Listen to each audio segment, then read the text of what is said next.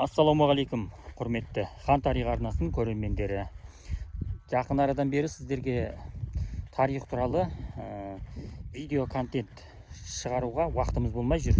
Себебі мына шеттен келген қандастарымыздың қиналып жатқан жағдайларына азаматтық тағы басқа да қиыншылықтар, ықтиярхат деген сияқты соны ала алмай, виза аштыра алмай жатқан себепті біз қандастарға қызмет көрсету орталығы деген бір орталық ашып, қандастарға қызмет көрсету керуенімен жолға шықтық. Қазір біз Талдықорған қаласындамыз. Сол жердегі қандастармен бүгін кезігеміз. Сіздерге енді мынау түсініктеме болсын деп өзіміздің каналымызды жүргізе алмай жатқан жайымыз бар осы қандастардың мәселесі бойынша. Сіздердің түсіністікпен қарап, бізді қолдап, біздің қандастарға қызмет көрсету орталығы деген тағы бір каналымыз бар. Сол каналға кіріп, бізді қолдап, қуаттап қоюларыңызды сұраймын.